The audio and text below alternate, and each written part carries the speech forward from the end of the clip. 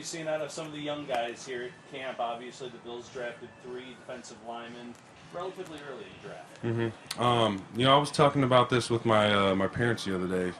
We got a lot of talent in our room. We have a lot of depth. Our young guys are coming in. They're very skilled. I mean, you come from Paris to Javon, and all those guys, Landon. I mean, those guys are just all very talented. They have the skill set, and it's pretty cool to see. This is by far our most talented group of rookies, I'd say, since I've been here. AJ, what does that do to the veterans? Yeah. What does that do to the guys? Yeah, you know, honestly, it's really fun to be around because these guys they're more than willing to learn. They're more than willing to ask questions. They're all sponges, and they're such great personalities. They make it really nice to be around and just really fun as well as competitive. You know, the football part's always competitive, and that's kind of the mindset you have to have coming into camp. But just being able to visualize and see the young guys going too, you know, it's just another kicker to get you going. Like, I have all my own motivations, and then plus seeing them go, you know, it's just like I just got to stay on my P's and Q's. And I would imagine you guys already use a very heavy rotation on the defensive line, but I would imagine this allows that rotation to get the most out of everybody, right? Make sure the reps that you have are the best you can get. For sure. Yeah, I mean, I mean, we only get 12 to 15 reps of teamwork a day. And I mean, in a game, you're getting 30, 40 reps. Like, you just got to make these count and be as disciplined and as detail-oriented as you can because, like I said, you only get so many. And while we're here, these are the deciding factor plays. So you just got to kind of be in it while you're in it and just be present so you can have the best reps you can. What do you think Joey Bosa brings to the defensive line? Yeah, Joey is he doesn't seem like he brings much energy to the D-line, but he really does. You know, he's such a mellow person. But, I mean, with his skill set and with his leadership ability, he's just been nothing but pleasant to be around, a joy to be around. And, I mean, he's more than willing to just share all of his knowledge off the top of his brain and just hand it down, you know. And it's a blessing to have guys like him around. He said this is the most he's hung around a group of teammates, you know, maybe more so than he did in L.A. Can you get a sense that he's, you know, kind of adapted to the room and you guys have embraced him and he's embracing you guys? Yeah, for sure. You know, we've definitely done some peeling of the layers back on Joey, just trying to get him to open up a little bit. And not that he's been closed off at all, but him just being more than willing to hang out with guys outside the facility, play some golf, do some things during OTAs to kind of build those relationships so that now that we're here at camp, you know, it's just kind of like we're all friends, we're all brothers already locked in, and it kind of makes that communication aspect on the field that much easier. It's crazy that you're at that, you know, at this point because it does feel like It is. It is, yeah. I know tomorrow going back to the stadium is usually like a big milestone for some of the younger guys. Has that been anything that people talk about? Like, hey, tomorrow we're going back to the stadium. Yeah. I know for some people that's like their first memory inside the stadium. Yeah, no, for me, you know, I came in during COVID year. That's my first memory of the stadium is, you know, the red and blue. I mean, shoot, we did camp in Buffalo, and so we were at the facility every day that year, and then red and blue was still in the stadium, I want to say, but no fans, COVID time. But yeah, that's definitely it's a big thing. You know, it's our red and blue, it's our scrimmage. It's kind of like the first step towards real game-like scenarios, and just keep taking those steps toward the season to get us ready and get us prepared. Like this is a staple for sure, and it's going to be a good competitive day tomorrow. You said you have your own personal motivations for this season. Anything that you can share? I mean, it's my contract year. I want to put my best foot forward so that I can keep playing the game I love, and just keep moving. You know, I want to just keep improving my game as a whole. I think I've done that every year. Is in any kind of aspects, take a single step forward in some ways, maybe a step back in others, but just having that improvement mentality and just keeping that as my career goes on, and just playing with a chip on my shoulder. I think I've made my living off of that. AJ, is there anything specifically you've been focused on improving in this camp and your contract here? Yeah, just being overall, I think if we were to dissect it in layers last year, I think in the run I took a couple steps forward, and in the pass is something that I'm really pushing to prove myself and to the coaches that I can be a productive member of third down play and really affect the quarterback with consistency. Thanks, AJ. Yep, thank you guys.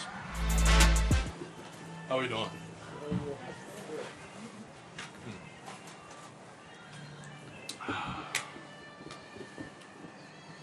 AJ, how excited are you to get to the stadium tomorrow for that scrimmage with the Bills Mafia in attendance? Yeah, I'm actually really ready for that. I was talking to DC when I first got here. He was like, we got like a little scrimmage type deal in the stadium during camp, like you're gonna love that. And the closer and closer we get into it, it's like I'm juiced. Can you center that mic on you? Center? Yeah, center it. Yeah, there you go. Thank you. Oh, sir. maybe it's me. Thank you. I mean, is that a sure sign that you're getting close? That like actual football is about to be played? Oh yeah. Going to do a scrimmage, training camp's more than halfway done. Like it's really ramping up. 100%, man. You know, everybody just preparing every day. You know, my first experience of it. No, I'm just getting ready as I can. What are the emotions right now? Excitement, juice, anxious, man. I'm just ready to get out there, man. I ain't gonna lie. TJ, where are you at in terms of having a good feel for this defense? As far as like the mental side, I feel like every day is no growing. You know, we are putting new things in every day. You know, just trying to get adjusted. And I feel like I've been doing a pretty good job of that. And physically, just the same thing. Every day, just taking it one step at a time. You know, trying to get it, you know, where it slows down for me. Now that you're in it and repping it, what excites you about playing in Shawn defense? Honestly, the guys I'm surrounded by, you know, Ed, Greg, Joe, you know, all the whole room, you know, D tackles, D ends, just guys that, you know, seen growing up and, you know, getting a chance to play beside them, you know, I'm really excited for that. When we talked to Coach Babish earlier, he was saying consistency is something that he's noticed from you. What is something that you particularly have been focusing on to stay more consistent? Just coming in every day trying to get 1% better. You know, it's a thing I prided myself on since college, coming in and just having something, a plan to get better at and detailed every day. Lining up with Ed Oliver, what does he bring as a veteran? He bring the juice, man, the knowledge and just experience, and I'm always in his ear. You know, it ain't no question I've asked him that he didn't have an answer to.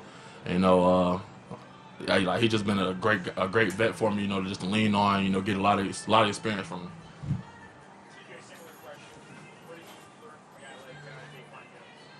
Yeah, with Daquan, it's more so it's like seeing, it's like learning with him.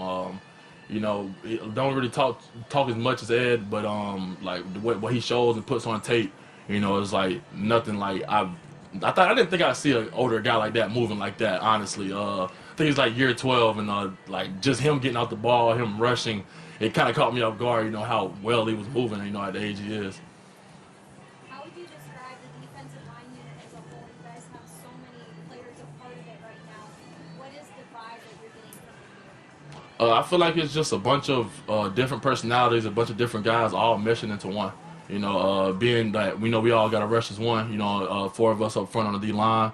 And, you know, I just feel like before we can do that on the field, off the field, like the gel, like the bonds we've been building, is going to be important for us. What's the most difficult part about finding that gel with so many new faces on the D line this year? I want to say it's difficult, but probably like something that could come up is like just, you know, the time. You know, we're always at practice, you know, always in meetings, you know, trying to learn the playbook, you know, so just trying to make that time for us, you know, off the field to kind of, you know, just learn more about each other. I feel like that's the biggest piece. What's the most interesting thing you've learned about a guy off the field?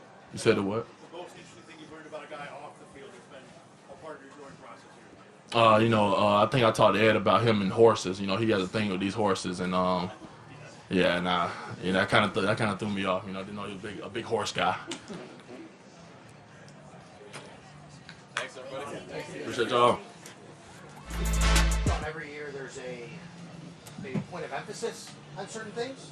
Can you give us what those will be this year? Well, this year, or the last couple of years, we call them points of clarification. Okay. But, I mean, there's nothing new, I would say. I mean, you know, still want to protect the quarterback. Just work out some of the, you know, the new bugs. We want to get some of the, you know, as it relates to the personal files and things like that, or things that are non-football situation and sportsmanlike. But there's no real specific thing that they say, hey, we want to focus on. But it's been consistent over the years.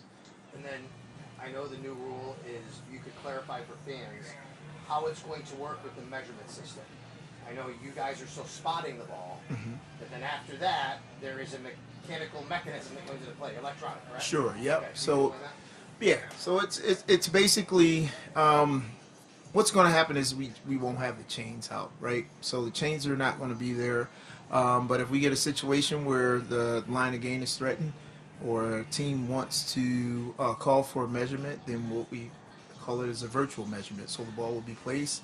The systems will take a picture of where the ball is in relation to the line of game, and it will provide us that information. So there will be no more of us, pulling the chains out, holding it down, and showing. I think, from my understanding, it'll show on the big board, and everyone will see it at the same time. So if you're watching at home, do you know, maybe you don't know this, if I'm watching at home, do I see like a red line shoot? Do I just see... Yeah, I have no idea from a network standpoint how they're going to display How it. will you know? They're going to tell you? Because you're not going to see it. Yes, right. So I'll know, because they're going to know right away what the information is, so they'll communicate that to us, and then from my understanding, they'll show it in the stadium. Okay. So I think I'll find out just ahead of everyone else finding out in the stadium. Will you wait and allow there to be drama of the reveal before you? But yeah, I wouldn't make the announcement before they show it. Okay. So yeah. So we're going to sync that up. But to be honest, I haven't seen one. But we're all going to have some to work through in the preseason. So we'll all get an opportunity to work through the virtual measurement. Will there still be a chain crew on the sideline? There'll be personnel there, but it won't be a chain like it used to be. Yeah. There'll still be 2 red markers, but nothing. Yeah, 2 red markers. Right. Exactly. Nothing like that. Yeah. So the players will know the line to gain by still having Correct. the red Yep. up there. So yeah, we'll still mark that, but no more bringing the chains out and this, that, and the other. So. How difficult was, or if not, last year, watching the kickoffs and lining up and who's moving too early, who's not? What was that process like for you guys? You say how difficult? It really Or wasn't. Was it not at all difficult? Yeah, it wasn't difficult. It was just a change. Every year there's always changes that we have to deal with. So it wasn't difficult. As we know, it's a safer play. So it was just an adjustment. Just, with getting everyone used to players not moving before the ball had touched the ground or hitting the landing zone. So I think everyone adjusted well. I know it looks a little bit odd as it relates to from a fan standpoint. You'll hear some of that, but overall it's just another football play for us. The expansion of replay assist, what kind of tool is that for the on-field officials? Well, it helps us in situations get the call correct. Replay assist is there for when we throw a flag, and in most cases it's personal fouls if it's not there. So whether it's a tripping foul or a face mask or a horse collar or hit to the head of a defenseless receiver, things of that nature, they'll be able to assist and say, hey, either there was no contact, there was no grasp of the face mask, there was no horse collar, there was no trip, and be able to help us get that information corrected pretty quickly so it doesn't interrupt the game. Shawn, you were on the field for the AFC Championship, you were the ultimate last year, right, for the Bills and Chiefs? Correct, yes. The play that everyone got up in arms around here was the quarterback sneak, where it seemed like every replay angle was blocked out that we saw. Without referring to that play specifically, what is the mechanism or the burden of proof for allowing replay to overturn something? And how much opportunity do you guys have to extrapolate or kind of use common sense to figure out maybe where a ball is or help make a call without necessarily seeing it overtly on a screen somewhere? I mean, the thing is, the point of having video evidence or video replay there is to have indisputable video evidence, which is a word we don't use anymore. But if we can't go off of our opinions. We have to have video to be able to support it. And if we don't have the video to support it, then we can't reverse it. And that's just how we've always gone with the video. There are situations like, yeah, you probably scored, but if the video don't support it, you can't reverse it. So. Shawn, is there still an emphasis on the defensive lineman holding on a running play, on an offensive running play? Is that still an emphasis? You think that will be an emphasis for this upcoming season?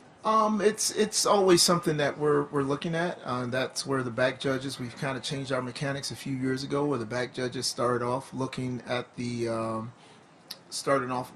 nose tackle and then that A gaps to have some presence there for those situations. Once we moved the umpire behind the offense, we kind of lost that coverage, but now the back judges now look at that. So I think they do a really good job in calling that, and but it's not a new points of emphasis or anything like that. It still should be officiated the same that it's been over the last few years. How is that determined?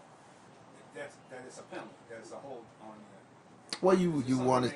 yeah, you want to see some material restriction. You want to see that the defender is taking something away from that offensive player. So if that offensive player is potentially trying to get to the next level, or he's, you know, his feet are being taken away, or something like that, those are the things that they're trying to look for. Okay. Thank you, Shawn. Thank you, Thank Shawn. you.